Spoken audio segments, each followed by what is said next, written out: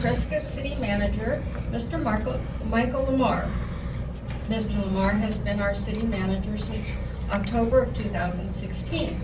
Previously, he served as county manager in Morgan County, Georgia for 11 years, and prior to that, he served as city manager of Trenton, Florida for 6 years. Mr. Lamar is credentialed by the ICMA. He holds a master's degree in public administration and a bachelor's degree in political science. Personally, I attended a program called Citizens Academy. Is that one of your programs? Great. Well, it's a 6-week program. I guess it's on hold right now. Tyler's the one you have to contact about it. But every week you get to meet the departments, different departments of the city. So the water, the library, the fire, police. That was very interesting. Cute cops and firemen. Anyway. So you really learn a lot about our city, how it's run, and I'm sure you're going to be very impressed because it's a wonderful place to live and we have wonderful personnel that work together to make it that way. I've lived here over 15 years and have seen the most improvement in our city in the last 7 years under your leadership. After Mr. Lamar's presentation, we'll be opening up the floor for questions. Raise your hands and Kathy will come around and bring a mic so everyone can hear your question. Mr. Lamar.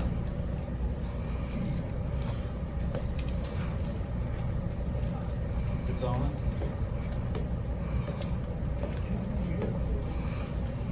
Can you guys hear me? Yes. Great. Jade said I'd have to swallow the mic. I'm really glad to be here. I haven't been to a forum at Las Fuentes in a while, and I appreciate Jade's invitation. And I hope this isn't too much of a hodgepodge. It's kind of a throw everything but the kitchen sink into a presentation and try to get as much information out there in hopefully a mildly entertaining manner possible. Because really, the city has a lot going on. There's a lot that's happening in this community, and a lot of it's pretty exciting. So I kind of summarized it as it's kind of an overview of the business and financial condition of the city, projects we're working on, some general growth and water facts, and Tyler's going to help me through this. So, Tyler, let's go first to looking at sales tax revenue.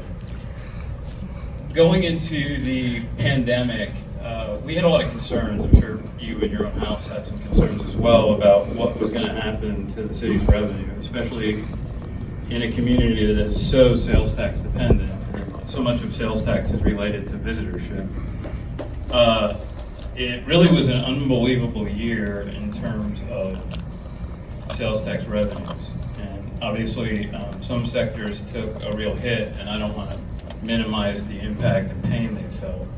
Specifically the restaurants and hotel motel, although there's actually good news where that's concerned as well. But overall last year, and the last complete pre-COVID year, 2019, because our years run July 1st to June 30, we were also up, and the cumulative increase is over 20% from FY19. And you can see when you look at each sector, the sector that it's actually down is the restaurant and bars and the other businesses, which is, again, is kind of a hodgepodge of different businesses that don't fit cleanly into these categories. But holistically, we came out pretty good. And that says a lot for the financial wherewithal of the folks that come here, live here, and spend money here. Tyler, you want to skip forward and we can talk a little bit in more detail about bed tax? Obviously, bed tax is associated with occupancy, and again, much to my pleasant surprise, we are outpacing last year, and if you go back to pre-COVID years, we're down a little bit, but John Heine and Ann are in the back. Would you guys agree that this has been a lot more manageable than any of us could have imagined? But that wasn't a really articulate sentence, was it? In any case, so when the city's budget is based so much on sales tax, as I said, this is a good news story. It, again, certainly doesn't diminish the pain that a lot of our folks felt, but from the city's books, we're in a much better position than a lot of us thought we were going to be. So skipping forward a little bit, talk a little bit about some new businesses that are up and running here. I don't know how many of you are familiar with CT Technologies. They just located here in Prescott out by the airport. It's a relocate of military hardware, software, and drone manufacturing from Southern California. The nice thing is I think they're the first bird off the wire in this industry. Everything I've heard from their CEO, Mike McCormick, is that their supply chain is really interested in also relocating from Southern California. And what I like to say about the positions associated with working at this facility, it's there are more careers than jobs. And I don't want to diminish anyone in a job, but there is a career path for people here to work their way up and make a nice standard of living working in facilities like that. And you can see, obviously, this was the grand opening with the mayor and the governor. And we're excited about having them. Tyler, you want to jump forward? I'm sure a lot of you have noticed the new downtown hotel, the Hilton Garden Inn. And with our bed tax receipts going up and our occupancies up, it's nice to have the new downtown hotel. One nice amenity associated with this is the renovation of the Sam Hill Hardware. In the not so distant future, in the next month or two, you'll be able to have downtown conferences at the Sam Hill Hardware and stay at the hotel. Their bookings or their interest in bookings are already through the roof. And we're real excited to have this as part of our downtown. And this is a really good example of infill and the ability to take what I consider an underutilized asset, which is the whole Granite Creek area, and we'll talk some more about what we're doing in that regard, and kind of shining it up and having private investment and sizable private investment in this location. One additional point where this is concerned is the splash pad has been one of the best things that we've ever done from an interest perspective. I talked to Joe Baines in preparation. Joe Baines is our recreation director for this presentation. We're having about 500 visits a day at the splash pad. Wow. And it's also been multiple families that have come to talk to me and said, we really appreciate something for young children that we can come down. And again, it was a city asset, a park, where we had some issues with homelessness and vagrancy, and by having a public-private partnership to redevelop this, we've now made it an area, I think, that people feel very comfortable bringing their children and spending an afternoon. So, pretty proud about that. Jump ahead a little bit now. The regional airport, for those of you who have not been out to the new terminal, I encourage you to check it out. I think it turned out really nice. I am also very happy that 95 cents on the dollar was paid by other governments, whether it was the federal government, and 2.5% was paid by the state. So for 2.5 cents on the dollar of local tax revenue, we have what I think is a really nice regional airport. I don't think it was overdone. I think it's appropriate. And the reason I think it's appropriate is because of the next slide, which is how much interest we're having with United flights. We have nonstop service, I'm going to sound like a commercial, to both Denver and LA under the United flagship, which is nice because you can code share. And if you get to LAX or to Denver, you pretty much can get anywhere in the world on a United flight. We're going twice a day to Denver and once to LA, and knock on Formica, the planes are full again. We're really excited to have the planes full again so quickly after this COVID event. It's a testament to what this market actually can bring from a commercial airlines perspective, and also a testament to the leadership out of the airport, which has been amazing. Let's jump ahead on the next one. Some of you might have been following in the local papers over the past year some of the things we tried to do with CARES money. It was the first, well, I need to clarify that because I always confuse people. The state received CARES money that the city was given a portion of to reimburse cities for lost revenue during the COVID pandemic. And it had virtually no restrictions. And good, bad, or indifferent, I spoke to council and I felt like a really wise long-term use of the money was long-term investment in city assets and maybe long overdue project completion. And if you do some of these things, the idea would be you're playing it forward for the future of the community. I'm sure there's arguments to be made that a shot in the arm to local businesses really quickly would have been a better investment. I kind of feel like long-term investments in large projects are going to raise all ships. And along those lines, one of the things we've done is the Center for the Future. We'll talk a little bit more about that. Granite Creek corridor improvements, I'll touch on that. If you guys have questions after, Tyler's running the show on that, as he's running the show on the North Prescott master plan, so he's not just a pretty face. And what we're doing in terms of economic development and marketing, and I will touch on that real quickly before we skip ahead.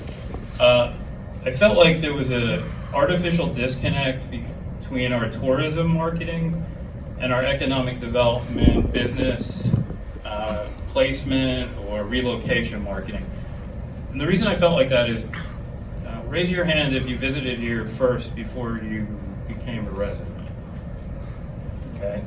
And did you come as a tourist and think, wow, this is a cool place, maybe I'd like to live here? I think that we did that as individuals and potential residents, but boy, we need to do a better job of doing that to businesses. Boy, why don't you come here, see what we're all about, and think about relocating your business. And I think you could kind of put CP Tech in that field, and then there's been a couple other folks before we've had a real product. And I want to do a lot of personal accounts of, hey, did you come to town for the rodeo? Did you dig the rodeo? Did you bring your family? Are you a CEO of a business? Do you want to come to Prescott? I think that kind of approach has been a little bit missing, and it's not anybody's fault. It's just, I don't know that it's ever been captured that way, that there's real value of where you can merging your tourism outreach and marketing with business relocation. So we've working on that plan, and Johnny and Ann, who are in the back, have been instrumental in getting that thing off the ground, and hopefully we'll be done with that before the end of the summer. So, Claudia, you want to go ahead? Center for the Future. I'm really proud of this. Those of you who have been following the CARES money, you know that we set aside about $3.8 million to build a Center for the Future. But I felt really strongly, and council did as well, this is a tremendous amount of money to put in a concept. Let's see what we have with our assets that are underutilized, and our assets, I mean our buildings, to give opportunities to start up businesses under our footprint and see if it works. And we have repurposed what I like to call the Hotel Motel Holiday Inn behind us. It's an old Motel 6 looking building right behind City Hall. And with our new City Hall, we've been able to get everybody out of there, and all of these businesses are going to have a presence in the Motel 6 that we have for a grand opening that's going to be held July 13th at 11:30 a.m. Now, a lot of these are one-off startups, but they've all come from bright young minds who want to stay in Prescott. And I don't know that all of these are going to make it. Frankly, most of them may not. But they have the ability, through the city's efforts, to have a low-rent place to squat, get their building off the ground, and hopefully, when the time comes when some of them hit it, remember where they got started and stay here. Because as much as recruitment is important, retention of what you have is easier. You already have it. So the idea of them getting bigger here makes a ton of sense. And to add to this, and I didn't put it in the slides, some of you might know that the post office just got pulled down by a local investor that's put money in, the guy that owns Peregrine and the Raven. And I've already had conversations that before I build the $3.8 million building, if I can transition some of these folks across the streets of the post office, again at rents that are less than market rate, but so it would be phase B of the Center for the Future, again to demonstrate that this works, but also to give these young people the hope that there's a plan for them and not just a promise. Oh, you want to skip forward? The Granite Creek Corridor project, another thing that I feel really strongly about in terms of shining up the assets we have. The Granite Creek corridor, we were really lucky in Arizona to actually have a stream that runs most of the time, maybe not today, through our downtown. And the corridor is a wonderful linkage for pedestrians and bicyclists from one end of downtown to the other that frankly I don't know that people have felt 100% safe walking on. So we got a grant.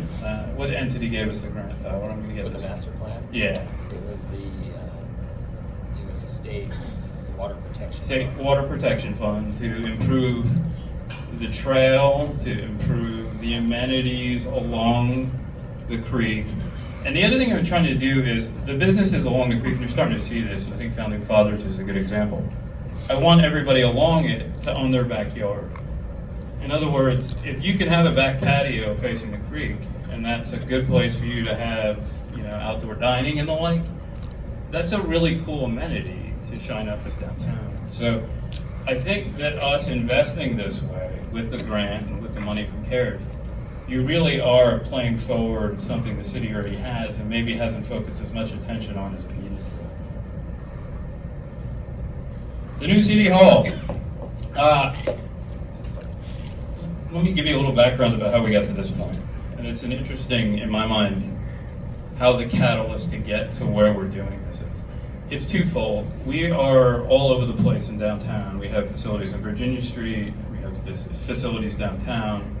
We have what I call the Motel 6, the legal department, finance department. And it's really, there's a lot of inconvenience to the customer that needs to be in more than one location to get their business done. So a lot of the driver was efficiency and effectiveness of service provision to the customer by a single location. The other driver that may be equally important to me is from day one when I got here, I've had private interest in our corner. That I've actually had folks say that are in the redevelopment and in urban infill that we have one of the nicest, if not the nicest, corner for redevelopment in Arizona. And the takeaway I got is, well, that's a waste in public hands. So the best way to get out is to put out an RFQ, which is a request for qualifications, or an RFP, a request for proposals, to see what could go there and what makes the most sense for the character of our downtown, and also for the future redevelopment of our downtown. So by moving to this, which is a nicer facility, we have room to grow. We have the ability to repurpose our corner, which has much more private sector interest, is what I've heard. And also the increased efficiency and effectiveness in terms of having customer service in a single facility. So those are the real drivers where that's concerned. I'm sorry, I need a sigh with this one. Arizona Eco Development is the ongoing saga of the Dells. It has been a labor of something other than love for me, but we're getting there. And I don't mean just getting there. If you'd asked me at different points in time over the past 3.5 years with this, if it was going to get there, there's different days where I said, no, heck no, maybe. I am as cautiously optimistic that this is going to get done as I've ever been. And I think that should make a lot of people feel pretty good about it, because this has been a project that has meant a lot in terms of preserving and protecting the Dells and having airport preservation and protection and managing this right that's really meant a lot to the people in this community. And I had a meeting yesterday with Save the Dells, and then we had folks had a follow-up meeting with Jason Giese with ADD and the city, and we have a vote next Tuesday. And I'm cautiously optimistic that we are going to get the win-win-win for everybody, and this thing will be put to bed. So, there's a tremendous amount of good things associated with what this deal looks like. Obviously the center of the good deal is the 474 acres of open space. There's also going to be some airport protection and buffering, which would have otherwise not occurred, to allow us to grow and expand and hopefully have more economic development opportunities out there. And I can't get into too much of this, and it makes me sound a little cheesy, but it's the truth. We actually have a bird on the wire to pull down 30 acres and provide a distribution center and provide 250 quality jobs from a Fortune 70 company. And that'll get closed with this deal simultaneously. And we can talk more about this at the end. I'm sure you might have questions. And everybody's going to be like, well, why did you give away so much water? Well, because there was no other way to get the land. The city doesn't have the cash to go out and buy as much as our financial situation's good. Several hundred acres of open space. And by providing the water and getting the recharge and having it follow our water policies, which I will say publicly are the best in the region, I feel like if this development's going to happen, if it happens in Prescott, it's going to happen better than if it happened anywhere else in this area. Skip forward, sir. You know, water, I don't want to get into, there's been enough consternation in politics about this. I can tell you this, the water we're using in the city of Prescott is about exactly the same as the water we used in Prescott in 2000. And we've grown by 12,000 residents.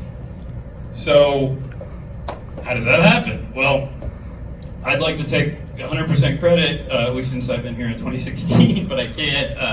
A lot of it is the conservation efforts of people like you. And the other thing that everybody wants to dismiss is the water efficiency of new appliances in new homes. The combination of those two things has put us in a position where this is true. That the acre feet of water we're using now is exactly the same as it was 21 years ago and when there was 12,000 less people here. You could say, well, I don't believe it. Well, if you'd like, you can come and I'll show you the flow data that comes through the meter, because it is what it is. Tyler, want to go forward on growth and population? Here's another thing that I've heard a lot about, and again, I'm not going to take a side and tell you anything, but we live in a highly sought after place in this country. And to steal a line from Southwest Airlines, you can freely move about this country the last time I checked. So, the idea that you're going to stop people from moving to the Central Highlands, let alone Western Yavapai County, let alone City of Prescott or PV, is complete nonsense, because you can't. So, if you're pragmatic and accept that as a reality, you have to manage what you do and what you can control. And I think there's a couple things on here that I'd like to point out. You know, since 2005, the state of Arizona has grown, what have we grown by? 1.6 million people. Over that same period of time, the city of Prescott's grown 6,000. So again, we live in a highly sought after state, and we have absorbed 0.5% of the growth of Arizona in the past 16 years. You decide if that's too many people. The other thing that I think is interesting, and I like to point out to people when they talk about growth, is the county has grown by 43,000 people since 2005. Again, the city proper has absorbed 14% of that growth.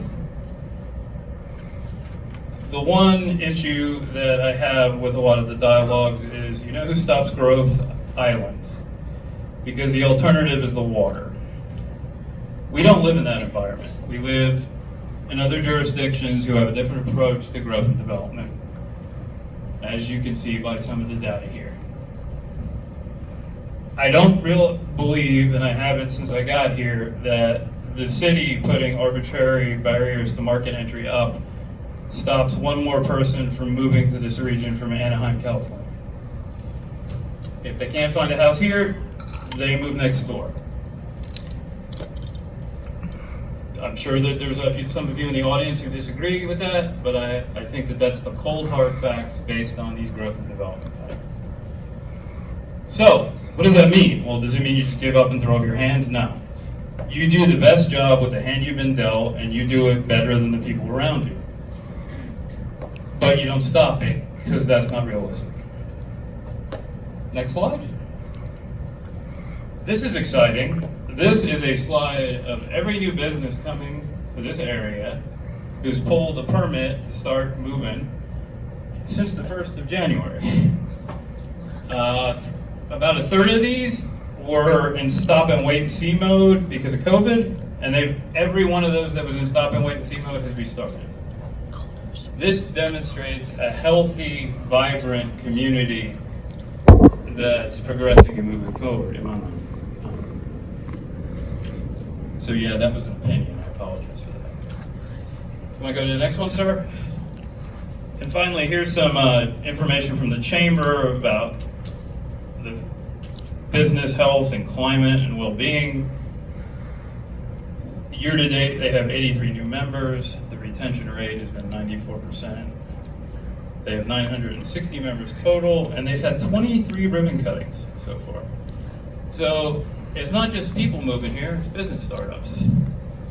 And there is a marriage between those two things, as much as people like to think there isn't. That's kind of my overview, and this is me. And I am very approachable, and would you not, Lynn's nodding, I am very approachable. I am, as Leonard Skinner said, I am a simple man. Common sense approach to things hopefully resonates with some people.